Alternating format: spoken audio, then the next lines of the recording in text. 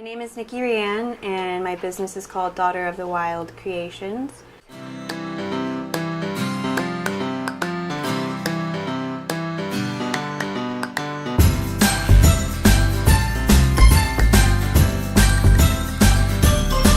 I grew up doing an antique business with my mom, and so just that eclectic collecting behavior was something that was instilled in me at a very young age.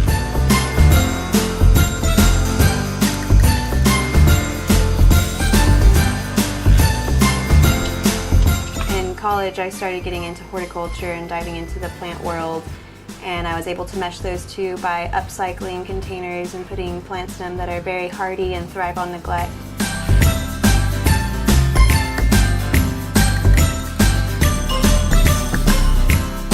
Minerals and stones was more with my dad. We kind of always used to have a fantasy of growing up and being paleontologists and geologists and going out and finding fossils and crystals and stuff like that.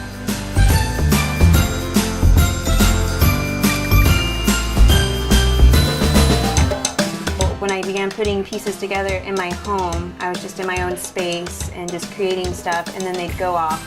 And now things have gone up all over the world, and people are telling me their stories and where it went to and all this stuff, and it's just it's really inspiring because it starts off in Mother Nature, in her belly, the stones, and then comes out, and they all have their own path.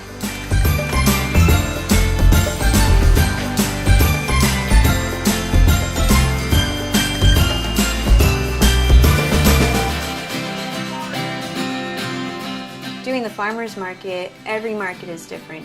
You're exposed to all the elements. You're setting up outside, and you're also setting up your entire shop, for a few hours of sales. And so that gets kind of, it can get tiring unless you have a routine that you can just follow and you can do and that you can push yourself to.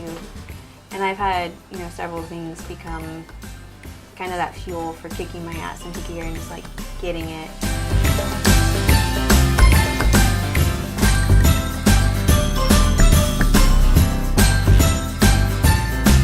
It's a lot of physical work doing a pop-up shop. When you walk into my booth, you feel like it could be a whole shop. This could easily be in a storefront.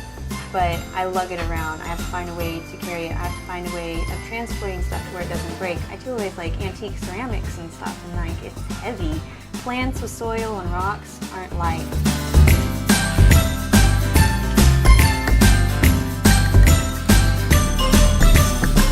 I see other businesses that do something similar, but there's always more than one person, and they can't quite get it by themselves.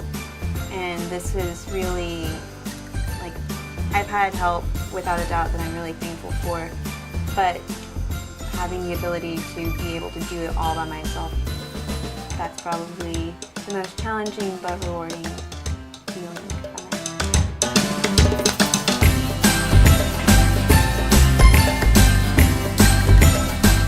Anyone and everyone is welcome to come in, and so you can't discriminate against anybody. That's not even okay to do, but just that free-flowing and just having all those different interactions, that's a storytelling process too. Hello! How are y'all doing today?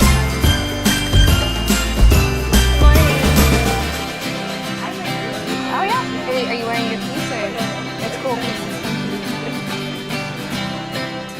San Marcos is very small. The farmer's market is awesome, but we're not anywhere getting the foot traffic like an Austin market. The whole churning and getting it really going is still kind of fresh and new, so lining up the festivals and stuff like that is another avenue that I'm looking forward to be able to fill in those gaps and to just fill in my whole schedule generally. It'd be nice to have stability as far as that goes. I'm gearing up to finding alternative ways of getting my craft out there because the university offers a really great avenue with sponsoring the Native American Student Association. It's inspiring, but it's also kind of limiting because it's oh, I could stay in my hometown and I could just do that. Or I could, explore other branches and opportunities. It's kind of nice to be able to support myself with my own creativity But you do have to push yourself, you know, if you're going to do that. It's not something that's just going to be handed to you, like anything that's worth it.